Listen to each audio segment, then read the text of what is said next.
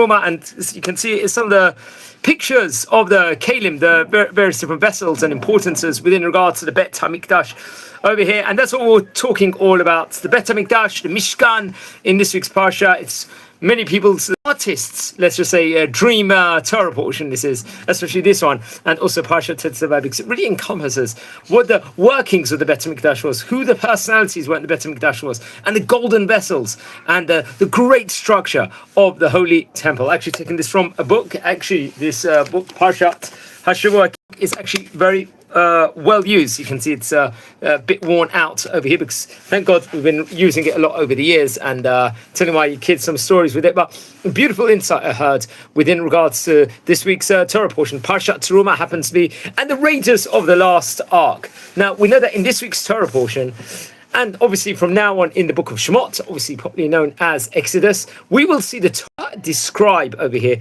the, let's say, the more basic blueprints for the preparations and the construction of the Mishkan, also naturally be the Bet HaMikdash, the temple. Which, what does it mean, Mishkan? It means a dwelling place over here. As it says at the beginning of the Torah portion, they shall make a sanctuary for me. This is actually featured in very much in chapter 25, verse number 8. Now, let's say the Harif people among us, Shah people amongst, will notice that this is not fully true. If we look at Parashat Ki Tisa, the Torah takes a narrative back, let's say, to the mountain of Sinai, Har Sinai, with this incident that actually occurs over there of the golden calf, the Chet HaEgel, which is seemingly, let's just say, unrelated to the construction, the building of the Mishkan. But let's say even the more sharper among us will actually notice over here that when you have to read the great commentary of the Sforno on this specific topic, he states over there that the very construction, the building of the Mishkan, the tabernacle, was made necessary only by Israel's, let's say, falling short, let's say, obviously, into this virtual idolatry.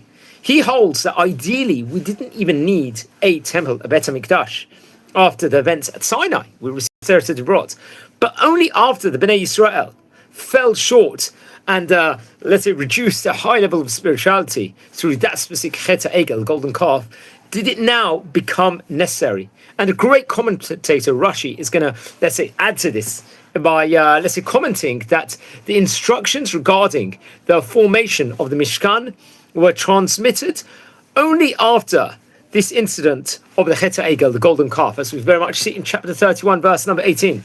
Now, the book of Shemot, obviously, is also known as the book of redemption. And this is actually terminology it's coined by the Ramban. We saw in the earlier Parshiot of the book of Shemot the physical departure from Mitzrayim, from Egypt, and then the giving of the Sefer Debrot, the 2 tablets, 10 commandments, at Har Sinai, Mount Sinai, which we are told was ultimate goal of redemption. So what has the Mishkan, the tabernacle, got to do with, let's say, the Exodus over here from Egypt? Now, according, once again, to the great commentator, the Ramban, the nation, Israel, had not reached its purpose until the heights it achieved, even though it might not have been a long period of time, it was temporary, at Sinai, at the Mount Sinai. And in order to maintain this phenomenal, this experience, the permanent existence of the tabernacle was crucial over here.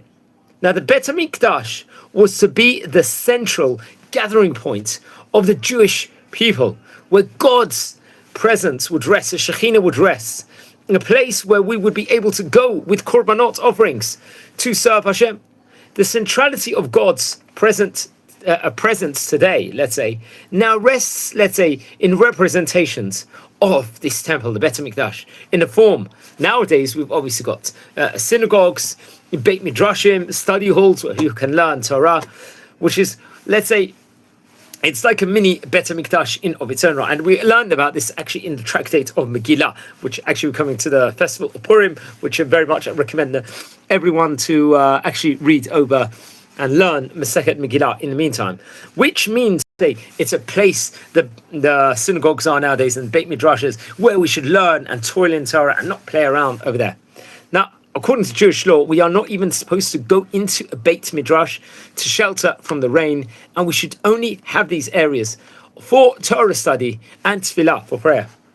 Now, this week's Parsha, let's say, is a twin let's just say, and it goes much together with last week's robust discussions on the various different dinim, which we learned about very much in Parashat Mishpatim. Let's say having the blueprint for the Bet HaMikdash given over chronologically, following on from the, let's say, the civil laws, we are once again reminded that the Mishkan and the Sanhedrin is the seats of ritual and law, are very much interrelated. This is yet another statement of the intertwined relationship between the laws of temple offerings and those of mundane subjects such as Jewish bondsmen and dangerous livestock, both of which, let's say, are equal expressions with the will of God. Now we see in the opening lines of this week's Parshat Terumah, it says, "Speak to the children of Israel and let them take for me a portion." Very much see this in chapter 25, verse 2. This verse describes how the Jewish nation, Israel, were asked to give donations to build the Mishkan. But surely one could argue it should say, "Give to me," instead of "take from me." After all, we could question, it is the Jewish people giving to build a sanctuary to Hashem. Obviously, let's say a giving action and not a taking one over here.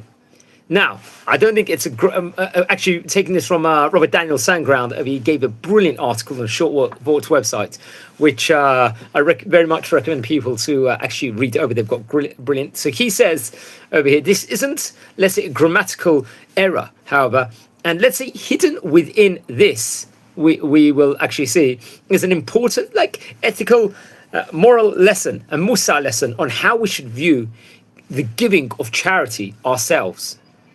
Hashem was giving the nation the opportunity over here to donate a portion into building the Mishkan. It wasn't to be miraculously built with Nisim, but instead it did require donations of precious materials, from gold to incense. And this is listed very much in chapter 25 from verses number 3 to 7. By giving us the opportunity to undertake such a big mitzvah over here, we were technically actually taking. We should adopt the same attitude with our own giving of charity and should view it as them giving us the opportunity to undertake a mitzvah.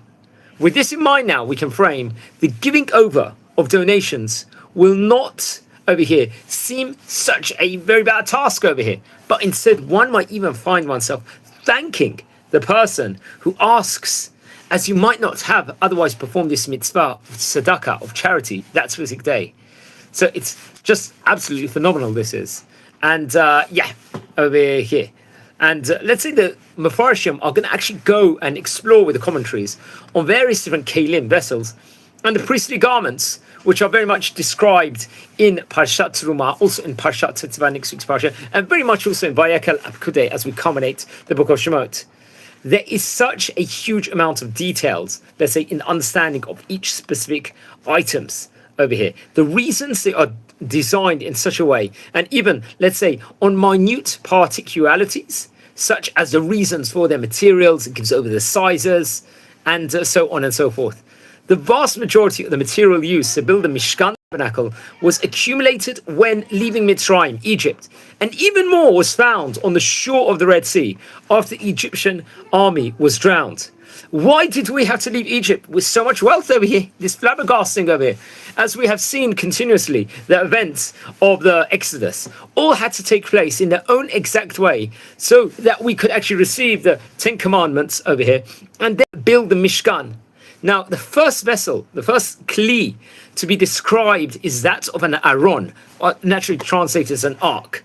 And very, all know the translation over there, which was, let's say, to be the central feature of the Mishkan, which would rest in the Holy of Holies, Kodesh Kodashim, and house these tablets received on Har Sinai. Now, in light of Ramban's view that the tabernacle was a permanent representation of the events that took place at Sinai, let's say it's no surprise that the Aaron, the ark containing the tablets, took prime position in the Mishkan. Now, the Hebrew word for ark, obviously we just stated over, is Aaron, is derived from the word ora, which actually means light. As the Torah is said to be the light of the world, it is written, they shall make an ark of acacia wood, 2.5 cubits its length, a cubit and a half its width, and a cubit and a half its height. And I think Rabbi David Kaplan, if I'm not mistaken, from Or Sameach Yeshiva, actually, I think will bring down that it's only here and in the measurements of the next vessel to be described, the table, obviously for the showbread, that we find the use, let's say, of broken dimensions, using halves all of a sudden. So a question is asked, why does Hashem need, over here, the dimensions to be 2.5 cubits by 1.5 by another 1.5? Was he trying to work out how it would fit between the couch and the coffee table? We could ask. And what's more, it is brought down in the Talmud. There's a discussion that Aron HaKodesh did not take up any space within the Kodshei Kodashim, the Holy of Holies. It was said to be beyond physical constraints. So friends, what's going on over here? What does this all represent? Now, each item in the Bet HaMikdash in the temple was a representation of something. The ark, which held the tablets, represented the Torah, and the table, which held the showbreads, represented sustenance, prosperity. And what do our broken dimensions over here, friends, represent? Incompletion.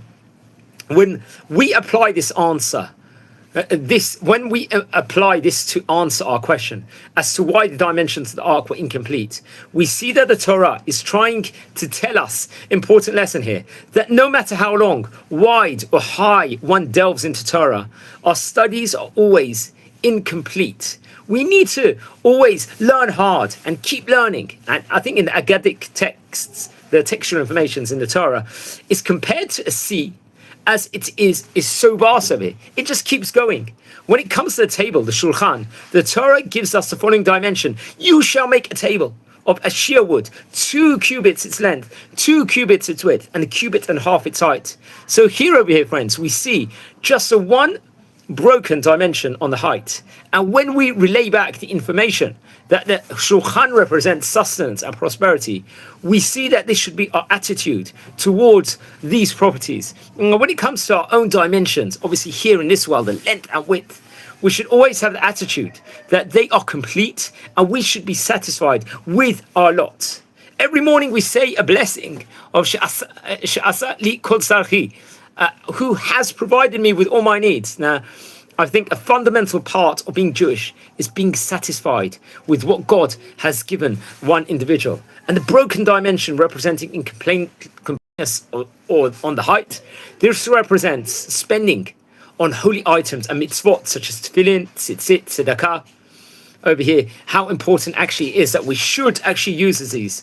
And people sometimes could laugh within regards to the time period of Sukkot, when someone spends a fortune on beautiful lulav and etrog every single year. But there is a far more, let's say, value halachically in spending on a mitzvah than there is in other areas of life. Our incomplete dimension on the height of the Shulchan gives us a reminder of this. The cover of the ark was made of solid gold, and on top stood 2 cherubim, angels, which were hammered out from the same chunk of gold. There's obviously a little mefarshim speaking about the cherubim itself, and let's say a snippet of this, but a symbolistic representation here. Over here, you could say is almost endless. The solid gold over here, with which the cover was made, was representative of the human soil, which is in the image of Hashem. The cherubim were said to have the faces of a male and a female child and the wings of birds. Their wings stretched upwards to teach us that we must aspire and raise ourselves upwards to understand God's wisdom and excel in the service. Their faces were directed downwards towards the ark, but always towards each other over here. So facing each other, but looking downwards, to symbolize that we must see face to face with our fellow Jewish people.